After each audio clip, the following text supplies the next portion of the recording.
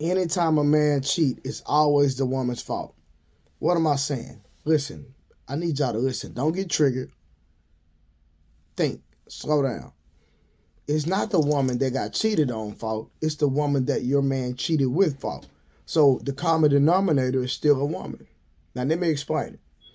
Nine times there's three concepts to this. Your man, your husband, cheated with a woman that knew about you.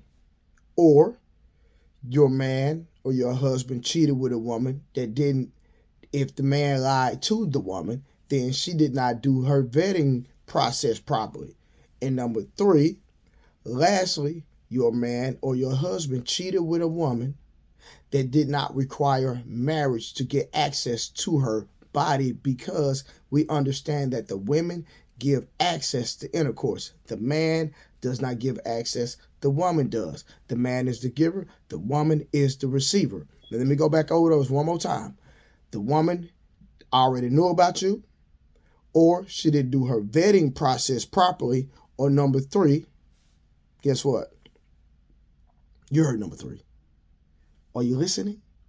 She did not require marriage. She sat there and say, you know what? You can have access to me. You can have access to my body without marriage. Now, if the woman would, now the last one, which is number three, requiring marriage, a lot of people say, well, I don't want to get married, right?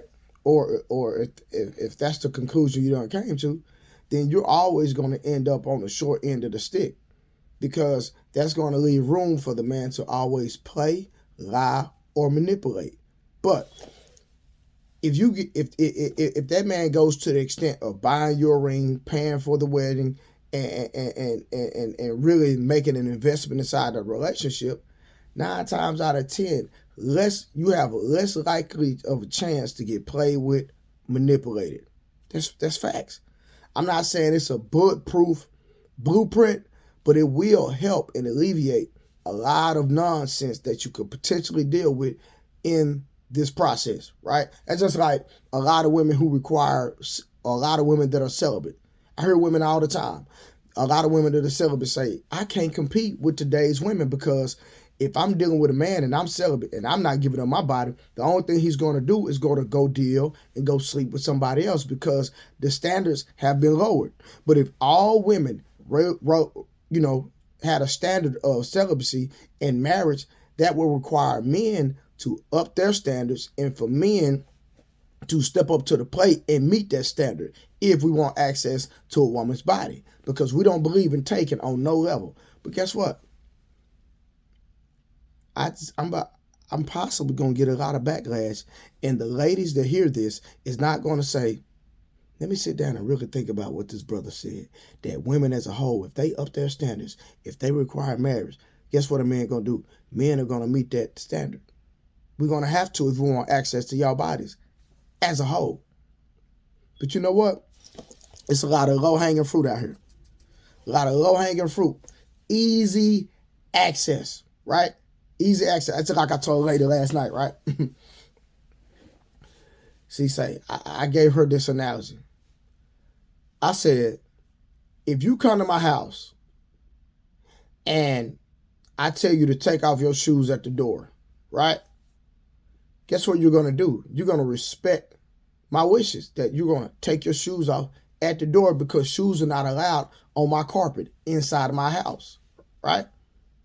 Because I'm coming inside. Now, who set the standard when it comes to entering a woman's body in reference to wearing protection? Well, you know what the women about to deflect and change this around, and the women going to say, well, a man should wear protection. A man can have on protection and never enter a woman's womb, because he cannot enter without her consent. Period. Just like you cannot walk inside my house or enter my house without my consent. Period. So when they say, so when women start talking about, well, a man should use protection, well, a woman should require protection, because you give the access, you give the consent. That's on y'all, not on us. And even if listen, I've had situations where I put protection on and then the woman changed her mind. I never entered the door.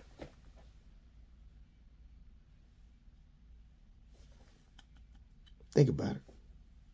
It's your boy Hard Truce, and I'll see y'all in the next video. Think about it.